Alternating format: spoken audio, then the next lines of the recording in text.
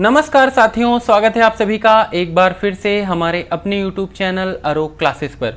साथियों, जैसा कि आप सभी को पता है कि हम आने वाले DSSB TGT म्यूजिक एग्ज़ाम के लिए ऑफिशियल सिलेबस के हिसाब से क्लासेस को कवर कर रहे हैं। इसके पहले हमारी 13 क्लासेस और हो चुकी हैं और एक मास्टर क्लास रिवीजन क्लास थी वो भी हो चुकी है। साथियों, आज हमारी 14वीं क्लास होगी और अब तक हमने कुल मिलाकर 60 से 70% के आसपास सिलेबस को कवर कर लिया है। आज हम क्या पढ़ेंगे वह आप देख ही चुके होंगे। चलिए आज की क्लास को स्टार्ट करते हैं। साथियों, अगर मैं राग की बात करूं तो इसके पहले हम 6 थाट की राग कंप्लीट कर चुके हैं। आज हमारी 7वीं थाट है और 7वीं थाट में भी केवल और केवल 3 ही राग हैं। तो आज अगर हम थाट मारवा ख़त्म करेंगे भी तो हमारी टोटल 7 थाट ख़त्म हो जाएगी। ओके, तो चलिए थाट मारवा की हम बात करेंगे। अगर थाट मारवा की बात करें तो इसमें जो लगने वाला स्वर होता है वो कोमल रे होता है और माँ तीव्र यूज होता है। उसके अलावा सारे शुद्ध स्वर इसमें लगते हैं। अगर मैं राग मारवा की बात करूं तो आज ये तीनों राग बहुत इंपॉर्टेंट है, बहुत ही ज़्यादा इंपॉर्टेंट है अगर मैं एग्जाम के नज़रिए से बात करूं। और इसमें एक दो ऐसे पॉइंट्स हैं जो कि मैं अभी डिस्कस करूंगा और वह आप बड़े ही ध्यान से समझिएगा क्योंकि बहुत ही इंपॉर्टेंट पॉइंट्स होंगे वो। चलिए, अगर राग मारवा की बात करूं तो पा इसमें वर्जित स्वर होता है, रे और धा क्रमशः वादी और संवादी होता है, साड़ो साड़ो इसकी जाति होती है क्योंकि पा जो है आरोह तथा अवरोह दोनों में ही वर्जित होता है। सायंकाल, इसका टाइम बड़े ध्यान से समझना। सायंकाल 4 से 7, दिन का अंतिम प्रहर। ये आपको थोड़ा सा कंफ्यूज कर सकता है क्योंकि मैंने आपको दिन के 4 प्रहर बताए हैं। ओके, दिन के 4 प्रहर D4 तक मैं आपको बताया हूँ। पहले ही दिन जब हमारी पहली क्लास थी तो मैंने आपको साफ साफ बताया था कि भाई 8 प्रहर होते हैं टोटल और 3-3 घंटे में बढ़ता है। D1 4 से 7, D2 7 से 10, फिर 10 से 1 D3, 1 से 4 D4, राइट। अब D का मतलब दिन होता है, अपने हिसाब से समझ लीजिएगा। अच्छा, और इसका भी मैं आपको एग्जाम्पल दिया था मुल्तानी राग का कि आप जब भी कभी कहीं भी पढ़ेंगे तो मुल्तानी राग जो है वह आपकी D4 में गाई जाती है। तोड़ी थाट की यह राग है ना। तो चलिए फिर अब आपको एक बात बताऊंगा कि यहाँ पे जो सायंकाल लिखा है, सायंकाल का टाइम 4 से 7 ही होता है और दिन का अंतिम प्रहर 1 से 4 पे जब खत्म होता है तो कहीं ना कहीं सायंकाल स्टार्ट होता है वहाँ से। तो हम इसी वजह से ऐसा यूज करते हैं। ओके, तो इसमें कंफ्यूज नहीं होना है। एग्जाम के नज़रिए से अगर मैं बात करूँ तो एग्जाम में कभी भी अगर ऐसा क्वेश्चन आएगा तो एक साथ कभी भी नहीं लिखेगा, उसमें सायंकाल आपको साफ साफ लिखा मिलेगा और बस वही आप टिक करके आगे बढ़ जाएंगे। दिन का अंतिम प्रहर या रात्रि का प्रथम प्रहर, ऐसा दोनों एक साथ आपको कभी भी देखने को नहीं मिलेगा और आज तक कभी मिला भी नहीं है। तो कंफ्यूज मत होना, आप इस बात को अच्छे से समझिए। अब मैं अगर इसकी बात करूं तो चंचल और शुष्क प्रवृत्ति की ये राग है। पूरिया इसकी संप्रकृति राग है, कोमल रे और तीव्र मा इसमें लगता है, उसके अलावा सारे शुद्ध स्वर इसमें लगते हैं। और राग मारवा जो है वह संधि प्रकाश राग है और प्रमेल प्रवेशक राग भी है और इसको आश्रय राग भी बोलते हैं। अब सोहनी राग की बात करूं तो आरोह में रे और पा वर्जित होता है तथा अवरोह में केवल पा वर्जित होता है। तो आरोह में रे और पा वर्जित और अवरोह में पा वर्जित, तो इसकी जाति क्या बन गई? औड़ो साड़ो इसकी जाति बन गई। धा और गा क्रमशः इसका वादी और संवादी होता है। प्रातः काल 4 से 7, रात्रि का अंतिम प्रहर, इसका जो टाइम है राग सोहनी का ये टाइम है। तो इस बात को अब इसके पहले मारवा एक्सप्लेन कर चुका हूं तो ये भी आप अच्छे से समझ पा रहे होंगे। चंचल प्रवृत्ति के ये राग है, उत्तरांग प्रधान राग है। पूरिया और हिंडोल इस राग का संप्रकृति राग है। कोमल रे और तीव्र मा इसमें लगते हैं और सारे स्वर जो है शुद्ध लगते हैं। और यह जो है राग सोहनी, ध्यान से समझना, प्रातःकालीन संधि प्रकाश राग है। दोस्तों, मैं आपको पहले ही दिन बताया था कि जो भी राग जिसका टाइम 4 से 7 होगा, अगर सुबह है तो वह सुबह की संधि प्रकाश राग होगी प्रातःकालीन, और अगर शाम की है तो शाम की वो संधि प्रकाश राग होगी सायंकालीन। आई होप कि आप समझ पा रहे होंगे। अगर राग सोहनी की बात करें तो यह क्या है? प्रातःकालीन संधि प्रकाश राग है और सायंकालीन संधि प्रकाश राग मारवा का प्रातःकालीन प्रतिरूप है। समझ रहे हैं बात को? क्वेश्चन ऐसे भी पूछा जा सकता है कि मारवा का प्रातःकालीन प्रतिरूप राग कौन सा है? तो राग सोहनी होगा। ऑप्शन में आप ढूंढ के टिक करेंगे। अब पूरिया की बात करूं तो पा इसमें वर्जित होता है आरोह तथा अवरोह दोनों में, इसी वजह से इसकी जाति जो है वो साड़ो साड़ो होगी। गा और नी क्रमशः इसमें वादी और संवादी होगा। सायंकाल 4 से 7 इसका टाइम होता है। पूर्वांग प्रधान यह राग है, गंभीर इसकी प्रकृति है, और मारवा तथा सोहनी इसकी संप्रकृति राग है। कोमल रे और तीव्र माँ इसमें लगने वाला स्वर है, और उसके अलावा सारे शुद्ध स्वर लगते हैं। यह संधि प्रकाश राग तथा प्रमेल प्रवेशक राग दोनों है। प्राचीन ग्रंथों में इस राग का कोई उल्लेख नहीं है, अतः बहार राग के समान यावनिक राग इसको भी कहते हैं। बात समझ गए कि पूर्विया जो है वह क्या क्या है, संधि प्रकाश राग है, प्रमेल प्रवेशक राग है, और इसका प्राचीन ग्रंथ में कोई उल्लेख नहीं है, इस वजह से यह क्या है, यावनिक है, यावनिक राग है। अब एक बात और समझिएगा कि यहाँ पे राग बहार का भी आपको बात मिला है, तो राग बहार और पूरिया दोनों ही यावनिक राग हैं। साथियों एक बात और बता दूं कि ये जो मैं आपका टाइम डिस्कस करता हूँ ना, ये जाति जो मैं जाति डिस्कस करता हूँ किसी भी राग की, अगर आप पहली बार मेरा वीडियो देख रहे हैं तो शायद आपको नहीं समझ आएगा, तो इस वजह से आपको पहला वाला वीडियो जरूर देखना पड़ेगा, तभी आप समझ पाएंगे। क्योंकि मैं कोशिश करता हूं कि मैं एक्सप्लेन करूं बात को, ठीक है, जब भी हर एक क्लास में, लेकिन फिर भी कंफ्यूजन अगर क्रिएट हो रहा है तो आपको पहली क्लास देखनी ही पड़ेगी।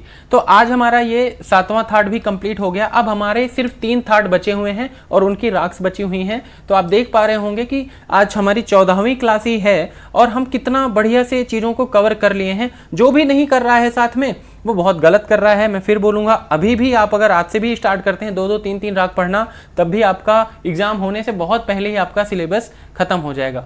चलिए ठीक है, आगे बढ़ते हैं। हाँ जी, आज से हम इंस्ट्रूमेंट के घराने करेंगे। ध्रुपद के घराने पूरे हो चुके हैं, ख्याल के घराने पूरे हो चुके हैं, तबला के घराने पूरे हो चुके हैं।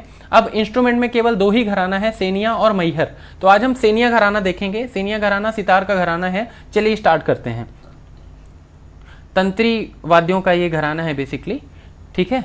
अकबर के नवरत्नों में से तानसेन एक थे। अकबर ने तानसेन की कला कौशल से प्रभावित होकर इन्हें कंठाभरण बानी विलास की उपाधि प्रदान की थी। ये बहुत ज़्यादा पूछा जाता है, ठीक है, कि तानसेन को कंठाभरण बानी विलास की उपाधि कौन दिया था? तो अकबर दिए थे। कौन दिया था? अकबर दिए थे। इनकी परंपरा में लखनऊ के प्यार खां और जाफर खां प्रसिद्ध रबाबिये थे। तानसेन को ही सेनिया घराने का आदि पुरुष माना जाता है। इसी परंपरा में मसीद खानी शैली के आविष्कारक व सितार वादक मसीद खान हुए हैं। वाद्य संगीत में वादन शैली को बाज कहा जाता है तथा इन शैलियों में परिवर्तन होने से विभिन्न बाजों का निर्माण होता है। सितार वादन के क्षेत्र में भी इसी प्रकार पीढ़ी दर पीढ़ी वादन शैली में अंतर आने से विभिन्न शैलियों का निर्माण हुआ। इनमें प्रमुख है जैसे सेनिया बाज, जयपुरी बाज, मसीद खानी बाज, रजा खानी बाज तथा पूर्वी बाज, इमदाद खानी बाज आदि। भारतीय संगीत में सितार वादन का एक सेनिया घराना ही माना जाता है। कहा जाता है कि तानसेन की मृत्यु के बाद इनके वंशजों को 2 भाग में आपस में ये बट गए थे। इनके वंशज जो है 2 भाग में आपस में बट गए थे, जिन्होंने अलग अलग शैलियों का विकास किया। इन्हें बीनकार और रबाबिये कहा गया। तानसेन की वंश परंपरा और शिष्य परंपरा इतनी विशाल व समृद्धशाली है कि बहुत से गायन और वादन के घरानों का संबंध अपने आप ही इनसे जुड़ जाता है। इनके वंशजों में सूरत सेन, तान तरंग, सुहेल सेन, बिलास खान, सुधीर सेन हैं। संगीत सुदर्शन में तानसेन और उनके ज्येष्ठ पुत्र तान तरंग की वंशावली सितार वादक अमृत सेन तक इस प्रकार है। तानसेन, तान तरंग खान, सूरज सेन, सुफल सेन, झंडे सेन, सुभाग सेन, बाल सेन, रूप सेन, लाल सेन, फाजिल सेन, मुराद सेन, सुख सेन, रहीम सेन तथा अमृत सेन आदि। इसी घराने के अंतर्गत रामपुर के उमराव खान खंडारे, उनके पुत्र रहीम खान तथा अमीर खान और इनके पुत्र वजीर खान आदि कलाकार उत्तम बीनकार थे। लखनऊ के प्यार खान और जफर खान प्रसिद्ध रबाबिये तथा मसीद खान सितार वादक थे। जयपुर के अमृत हुसैन और ग्वालियर के महाराज माधव राज सिंधिया के गुरु अमीर खान इस घराने के उत्तम सितार वादक थे। ये सवाल पूछा जाता है, महाराज माधव राज सिंधिया के गुरु कौन थे? अमीर खान थे। मोहम्मद शाह रंगीला के दरबारी गायक नियामत खान थे।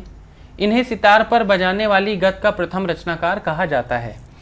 इनके बाद इनके छोटे भाई के पुत्र फिरोज खान का नाम सितार के गतों के निर्माण के लिए उल्लेखनीय है। उन्होंने बहुत सी गतों की रचना की जिन्हें फिरोज खानी गतों के नाम से जाना गया। फिर इनके पुत्र मसीद खान हुए जिन्होंने अपनी विशेष सितार की गतों को मसीद खानी गत का नाम दिया। सेनिया घराने के सितार और सुबरहार वादक उस्ताद मुश्ताक अली खान आधुनिक युग के प्रसिद्ध संगीतज्ञ हैं। सेनिया घराने के वादन शैली की अगर विशेषता की बात करें तो विद्वानों के अनुसार सितार में गत, विस्तार तथा आलाप के लिए ध्रुपद की 4 बानियों में से गौहार, डागुर तथा खंडार बानी का प्रभाव बहुत ज़्यादा पड़ा। सितार वादन में जोड़ का भाग खंडार बानी का अनुसरण ही प्रतीत होता है। तत्कालीन वादक जोड़ वादन में छंदबद्ध रूप का वादन किया करते थे तथा लड़ी, अंग व तार परन की सहायता से स्वर विस्तार करते थे। सितार वादन की इस शैली में वादकों ने आलाप एवं जोड़ आलाप के बाद ध्रुपद के आधार पर विभिन्न गतों के निर्माण की शुरुआत की। 18वीं शताब्दी के सितार का बाज वास्तव में वीणा वादन का ही अनुसरण है। यह बाज सीधा, सरल व मध्य लय तथा 3 ताल में निबद्ध सरल राग विस्तार तथा अंत में जोड़ के काम से युक्त होता था।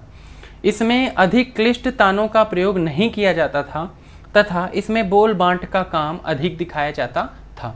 सेनिया ने 12 प्रकार की वादन क्रियाओं जैसे जोड़ आलाप, झाला आलाप, ठोंक झाला, गत, लड़ी, तोड़ा, लड़ गुथाव, गुथाव, लड़ लपेट, तार परन और कत्तर आदि को सेनिया बाज की वादन शैली में प्रयोग किया तथा यही इस घराने के सितार वादन का अभिन्न अंग बने।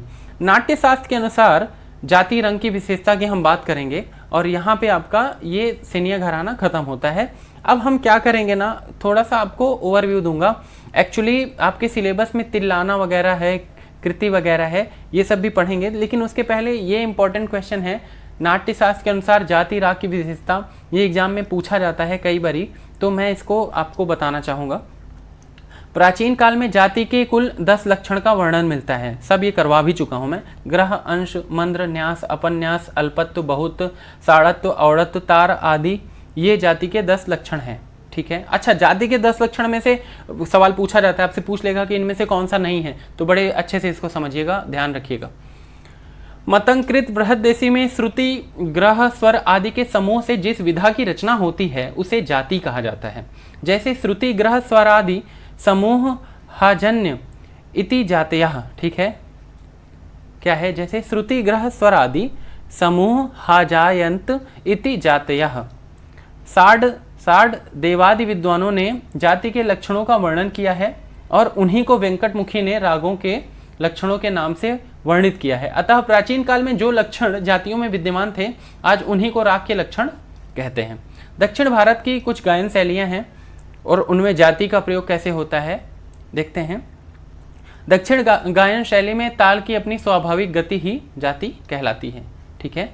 आज भी कर्नाटक अथवा दक्षिण भारत में संगीत में 5 जातियों की प्रथा प्रचलित है, जिन्हें उत्तर भारत में प्रचलित लय के प्रकार में वर्गीकृत किया गया है। हिंदुस्तानी अर्थात उत्तर भारतीय ताल पद्धति में जातियों का इस रूप में प्रचलन नहीं है, फिर भी ताल अथवा बोलों के छंदों, गति प्रकारों के आधार पर जातियों का उल्लेख यहाँ भी किया जाता है। दक्षिण भारत की प्रमुख गायन जातियाँ। तिस्र, 3-3 के खंड वाले बोल को तिस्र जाति के अंतर्गत रखा जाता है।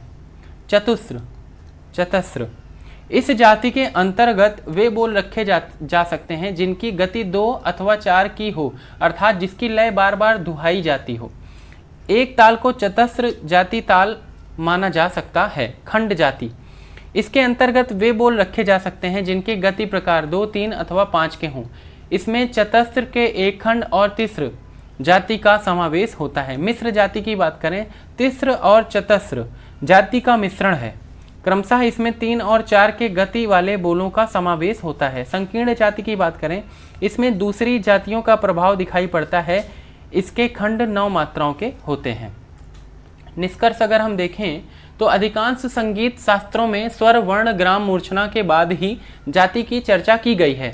यहाँ पर जाति का अभिप्राय गायन से है, किंतु आधुनिक समय में जाति शब्द का प्रयोग रागों में प्रयुक्त होने वाले स्वरों की संख्या के अर्थ में हुआ है।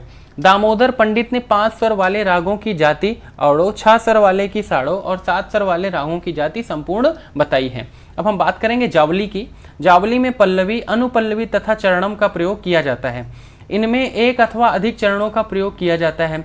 जिन जावलियों में चरण की लंबाई अनुपल्लवी से दुगनी होती है, उनमें चरण के उत्तरार्ध में प्रयुक्त होता है। इस कृति की तुलना उत्तर भारतीय ठुमरी के साथ की जा सकती है। तो जावली को ठुमरी बोलते हैं, याद रखिएगा। ठुमरी उत्तर भारत की सुसंस्कृत श्रृंगारमयी संगीत छटा है। यह चंचल शैली है जिसमें प्राचीन संगीत के राग तत्व की रंजकता के साथ साथ भाव प्रदर्शन की प्रकृति रहती है। श्रृंगारिता, रस, सृष्टि स्तर, वैचित्र और सौंदर्यात्मकता के कारण यह स्त्री गायकी मानी जाती है।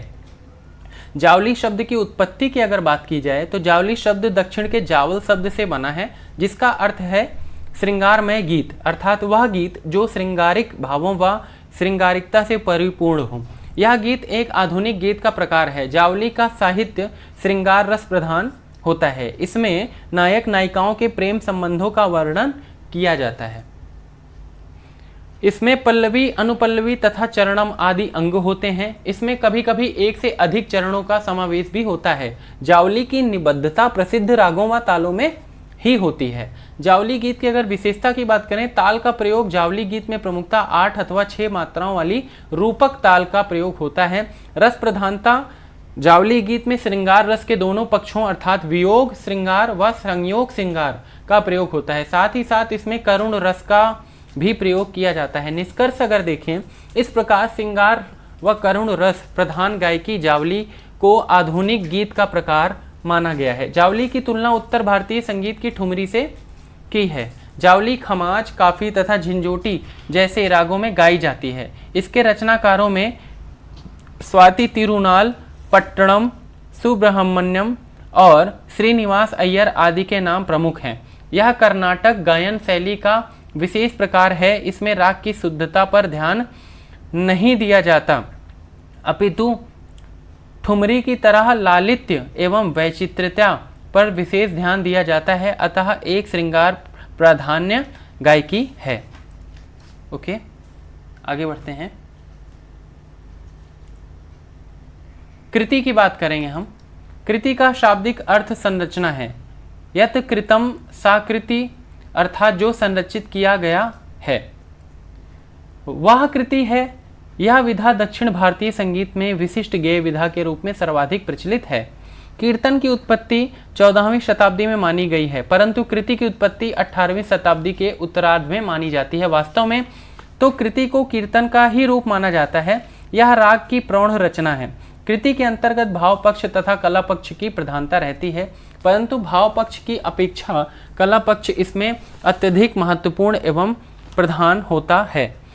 जिस प्रकार ख्याल में बोल आलाप और बोल तान आदि का प्रयोग करते हैं, ठीक उसी प्रकार कृति में भी बोल आलाप व बोल तान आदि का प्रयोग किया जाता है। इन्हें नेरावल कहा जाता है। रस प्रधान कृति में 3 रसों की मुख्य रूप से प्रधानता रहती है, जो कि श्रृंगार रस, भक्ति और करुण रस के नाम से जाने जाते हैं। यह मध्य व द्रुत लय में गाई जाती है। यह रचना अर्थात कृति प्रचलित व अप्रचलित दोनों प्रकार के रागों में गाई जाती है। कृति गायन हेतु संगीत का प्रौढ़ ज्ञान होना अति आवश्यक होता है। कृति मध्य तथा द्रुत लय में गाई जाती है। ताल का प्रयोग कृति के साथ मुख्यतः 8 मात्रा की आदि ताल व 6 मात्राओं वाली रूपक ताल का प्रयोग इसमें होता है। इसमें स्वर का स्थान प्रमुख तथा साहित्य का गौड़ स्थान होता है।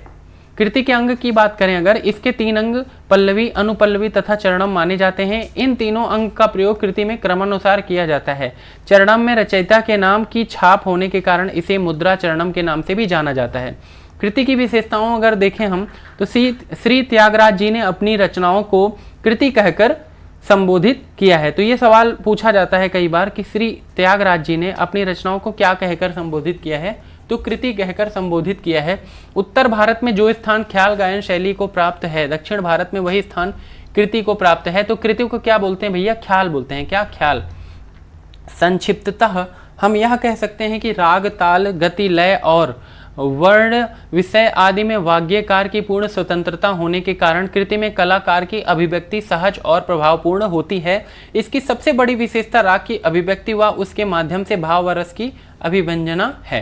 निष्कर्ष देखें तो दक्षिण भारतीय संगीत में कलात्मक दृष्टि से कृति का बहुत महत्वपूर्ण स्थान है। यह कीर्तन का ही विकसित रूप है। जब एक ही कृति की रचना कई लोग मिलकर करते हैं तो उसे समुदाय कृति बोलते हैं।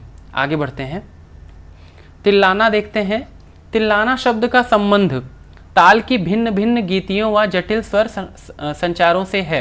कहने का तात्पर्य यह है कि ताल की विभिन्न गतियों तथा पेचीदा स्वर संचारों को चमत्कारपूर्ण शैली में बद्ध करना ही तिल्लाना कहलाता है। तिल्लाना एक संक्षिप्त तथा स्वच्छ गायन शैली है। इसमें सोलकह अर्थात पाटदारों व स्वरों का प्रयोग किया जाता है। इसमें जातियों व साहित्य का प्रयोग भी देखा जाता है।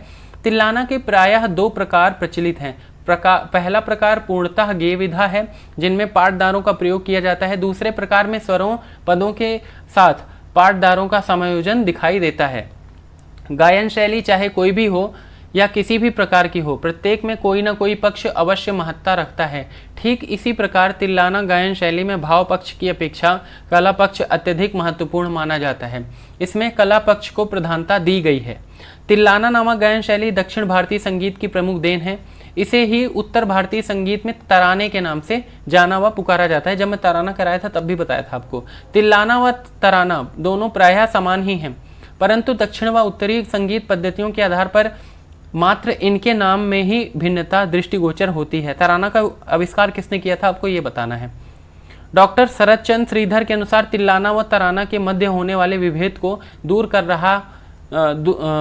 कर कहा कि उत्तर भारतीय संगीत पद्धति के तराना नामक गीत का स्वरूप दक्षिणात्य संगीत का तिल्लाना है।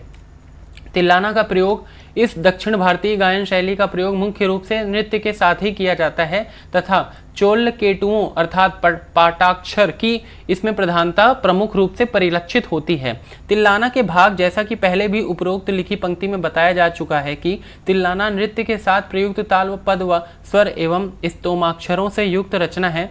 इस रचना के पल्लवी, अनुपल्लवी तथा चरणवम असोदा भाग होते हैं। इनका क्रमशः प्रयोग इस गायन शैली में शोभा वृद्धि करने हेतु किया जाता है।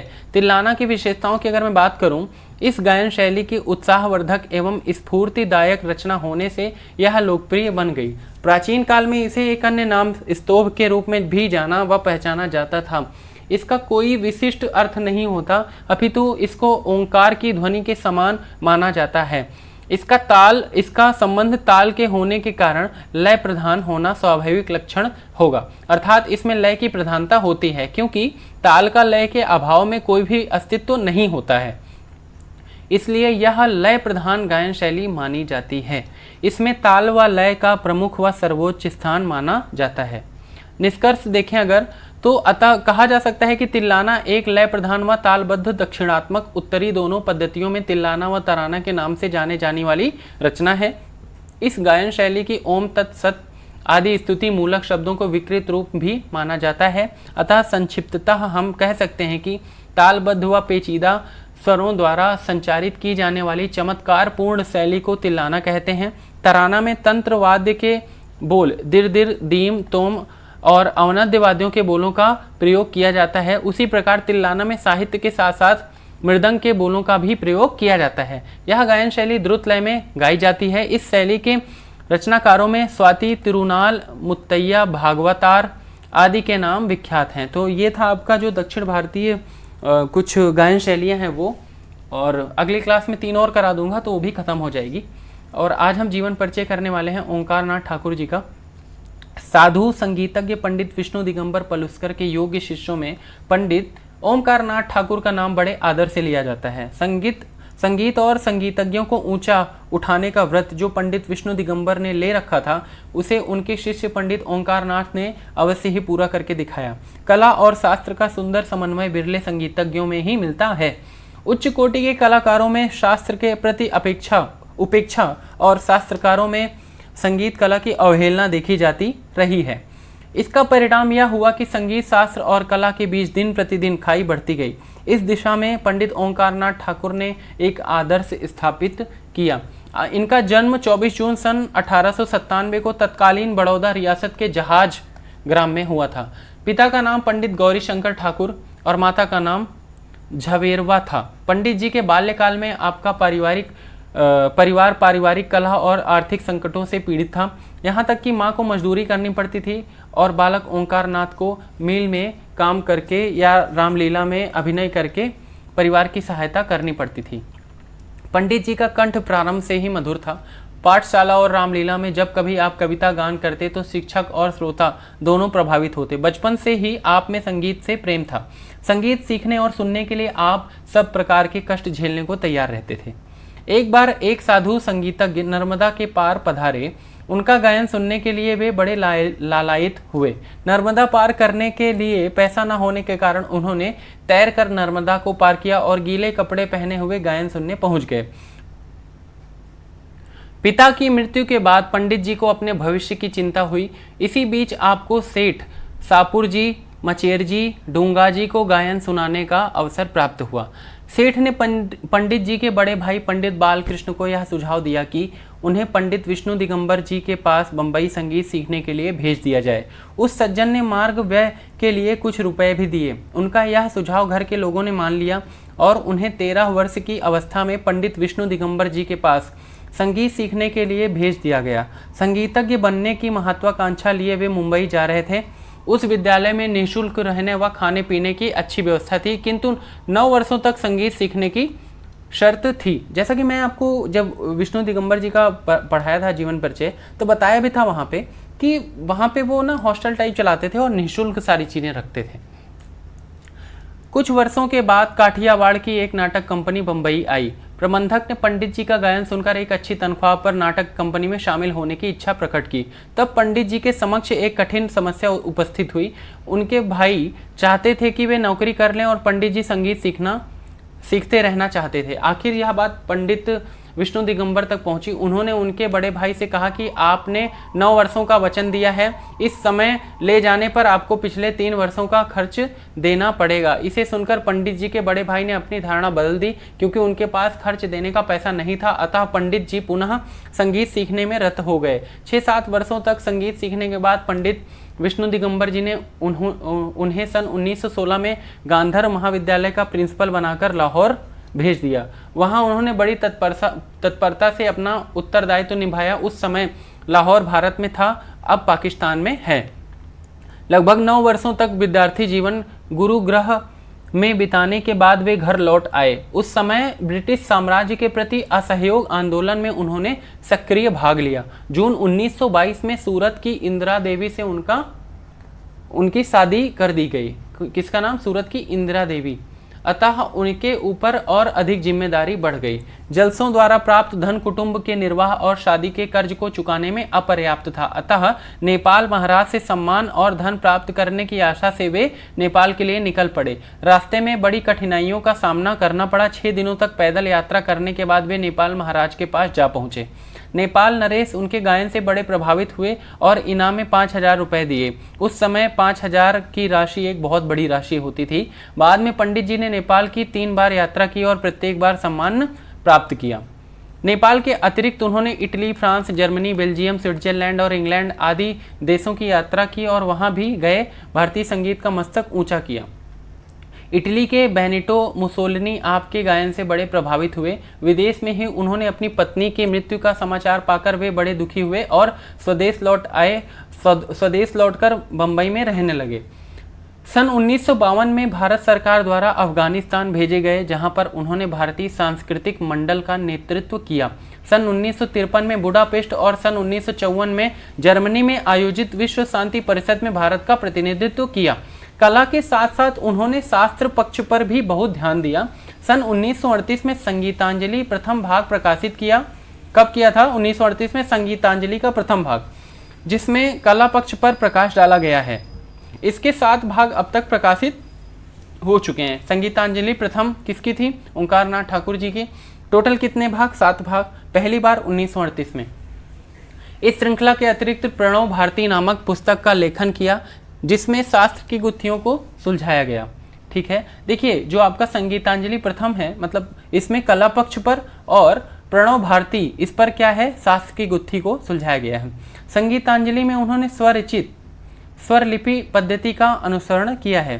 सन 1930 में राजकीय संस्कृति महाविद्यालय कोलकाता द्वारा संगीत मार्तंड, सन 1933 में विशुद्ध संस्कृत महाविद्यालय काशी द्वारा संगीत सम्राट, और सन 1955 में गणतंत्र दिवस के अवसर पर भारत के राष्ट्रपति द्वारा पद्मश्री की उपाधि से विभूषित किया गया। सन 1950 में काशी हिंदू विश्वविद्यालय में श्री कला संगति भारती के नाम से संगीत महाविद्यालय की स्थापना हुई और पंडित जी ने उसका अध्यक्ष पद ग्रहण किया था। उन्होंने वहां अनेक शिष्यों को तैयार किया। पंडित जी को तैरने का बड़ा शौक था। किसी प्रकार की नशा उन्हें प्रिय नहीं थी। विदेशों में भी पूर्ण शाकाहारी का व्रत निभाया। सफाई उन्हें बहुत प्रिय थी, चाहे घर की सफाई हो या कला की तनिक अवहेलना उन्हें सहन नहीं थी उनसे। एक बार उन्हें गोंडल के महाराज के यहाँ गाने के लिए निमंत्रित किया गया। कलाकारों का आसन श्रोताओं के आसन से नीचा था।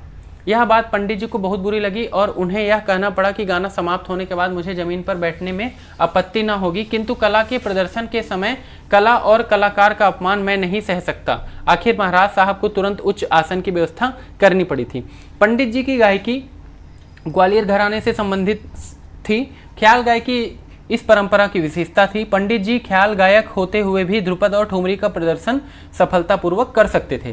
ठुमरी में श्रृंगारिकता होने के कारण ठुमरी के ढंग पर ही भजन गाने की नई शैली को पंडित जी ने अपनाया था। जोगी मत जा, मैया मोरी, मैं नहीं माखन खायो रे, दिन कैसे कटी हैं आदि भजनों के रिकॉर्ड हैं जो साधारण जनता तक के कानों में गूंजती है।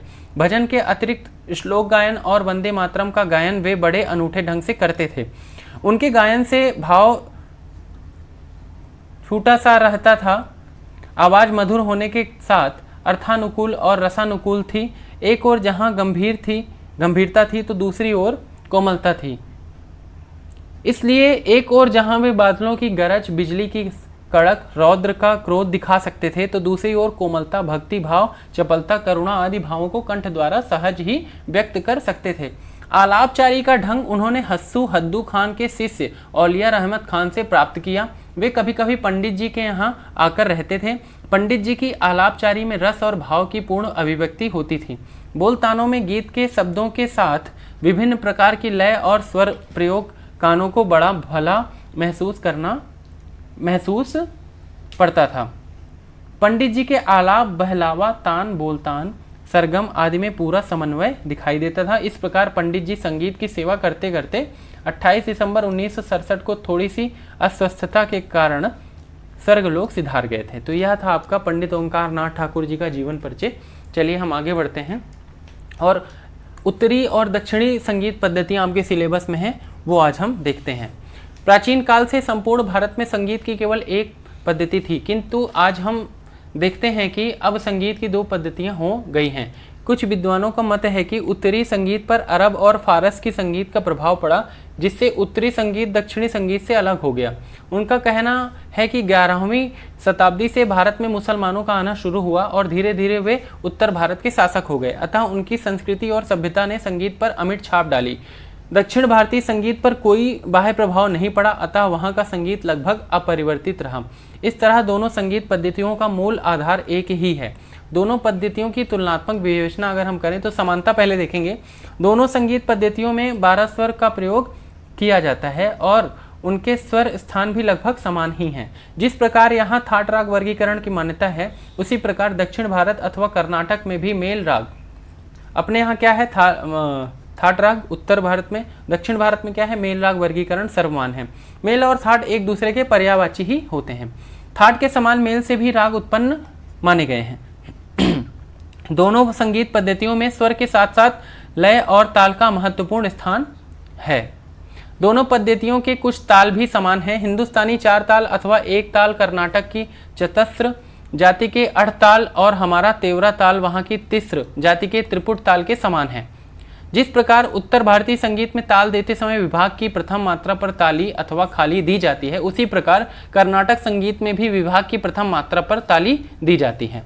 दोनों पद्धतियों के कुछ राग भी स्वर की दृष्टि से समान हैं, जैसे मालकौंस, हिंदोलम, दुर्गा, शुद्ध सावेरी। ये बेसिकली नाम है, इस बात को आप समझिएगा ध्यान से। बहुत ज़्यादा सवाल पूछा जाता है ऐसा, ठीक है, कि कौन सी राग का क्या नाम है। राग का भी नाम पूछा जाता है जो फेमस है, ठीक है, और इनकी स्वर दृष्टि भी समान है। तो बेसिकली वही पूछी जाती हैं जिनकी स्वर दृष्टि समान है, मतलब स्वर की दृष्टि से वो दोनों समान है। तो मालकोस, हिंदोलम, दुर्गा, शुद्ध सावेरी, मधुमात सारंग, मध्यमावती, बिलावल, धीर शंकराभरण, काफी खरहर प्रिय, भैरवी, हनुमत तोड़ी, भीम पलासी, आभेरी, सोहनी, हंसानंदी, राग भूपाली, मोहनम, ये पहले बता चुका हूँ आपको। कुछ राग नाम की दृष्टि से भी समान है किंतु स्वर की दृष्टि से नहीं, जैसे श्री सोहनी, केदार, हिंडोल आदि। मतलब ये क्या है कि राग के नाम यहाँ उत्तर भारतीय संगीत और दक्षिण भारतीय संगीत में तो समान है, राग का नाम तो समान है, परंतु स्वर की दृष्टि से अलग अलग हैं, स्वर उसमें अलग अलग लगते हैं। दूसरे शब्दों में ये दोनों पद्धतियों में पाए जाते हैं। हंस ध्वनि राग दोनों पद्धतियों में जन्य राग और समान स्वर वाला है। अड़ाना, धनाश्री, धीर, श्री रंजनी आदि राग दोनों पद्धतियों में पाए जाते हैं, किंतु दोनों पद्धतियों में इनके स्वर क्या है, भिन्न है। ये बहुत ही इंपॉर्टेंट पॉइंट है। फैक्ट नंबर 6 जो है ये बहुत ही महत्वपूर्ण है, एग्जाम के नजरिए से आप बढ़िया से इसको पढ़ेंगे। दोनों पद्धतियों में गायक को अपनी कल्पना से गाने की पूरी स्वतंत्रता रहती है, किंतु आचार विचार का अंतर होने के कारण कल्पना करने का ढंग पृथक है। विभिन्नता की बात करें इसमें तो यद्यपि दोनों पद्धतियों में 12 स्वर होते हैं, फिर भी कुछ स्वरों के नाम भिन्न हैं। हमारा कोमल रे और धा, उनका शुद्ध रे और धा है। हमारा शुद्ध रे और धा, उनका चतुश्रुति रे और धा है। हमारे तीव्र माँ को प्रतिमा, कोमल नी को सठ श्रुति धा अथवा कैशिक नी, कोमल गा को साधारण गा अथवा सठ श्रुति या पंच श्रुति रे कहते हैं, तथा शुद्ध नी को काकली निषाद कहते हैं। सा मा पा के स्थान दोनों पद्धतियों में समान है। और ये जो मैं अभी स्वर की चर्चा किया हूँ, ये आपका मैं प्रॉपर 2 क्लास ऐसी हैं जिनमें मैं करवाया हूँ, तो आप अच्छे से उसको समझ लेंगे। हिंदुस्तानी संगीत में स्वर का सबसे नीचा रूप कोमल और कर्नाटक संगीत में शुद्ध कहलाता है।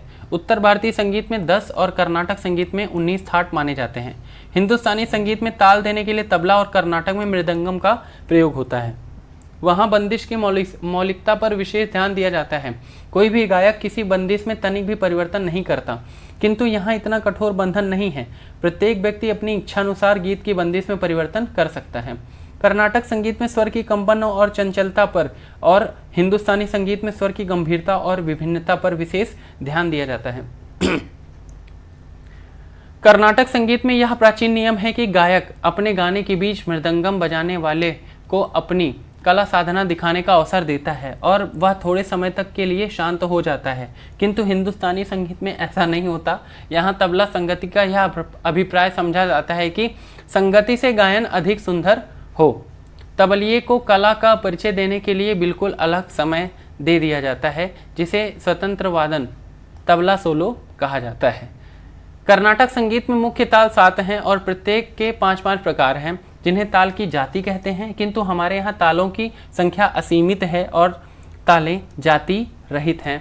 साथियों, उम्मीद करता हूँ कि आपको ये क्लास अच्छी लगी होगी। और बेसिकली क्या है कि आपको ऑफिशियल सिलेबस के हिसाब से मैं कंटेंट प्रोवाइड कर रहा हूँ और इसको समझाने की कोशिश भी करता हूँ। अब समझा पाता हूँ कि नहीं समझा पाता हूँ वो अलग का विषय है, बट कुल मिला के आपको एक प्रॉपर वे में सिलेबस तो मिल ही जा रहा है। इसका PDF मैं सेंड कर देता हूँ। आप ये चैनल है आरोग क्लासेस, यहाँ पर ज्वाइन कर सकते हैं। अगर जो नहीं किया है तो यहाँ से आपको PDF इसका मिल जाएगा, जिसको आप रीड भी कर सकते हैं। और इसके अलावा कमेंट करके बता दिया करो, या किसी तरह का कोई भी डाउट हो या कोई भी मिस्टेक हो गई हो बाय मिस्टेक मेरे से, तो उसको भी आप ये आरोग क्लासेस का एक जब आप ग्रुप ओपन करेंगे ना, तो पिन मैसेजेस पे जाएंगे, वहाँ पर एक आरोग क्लासेस चैट नेम से भी है वो ग्रुप है, तो वहाँ पर आप अपनी बात लिख भी सकते हैं और किसी तरह का कोई भी सजेशन देना चाहें तो वहाँ पर दे सकते हैं। और इस चैनल को अगर आपने लाइक सब्सक्राइब नहीं किया है तो कर दीजिएगा, और मर्जी है आपकी, बाकी कमेंट करके बता दीजिएगा। चलिए ठीक है, फिर मिलते हैं आपसे हम अगली क्लास में। तब तक के लिए धन्यवाद साथियों।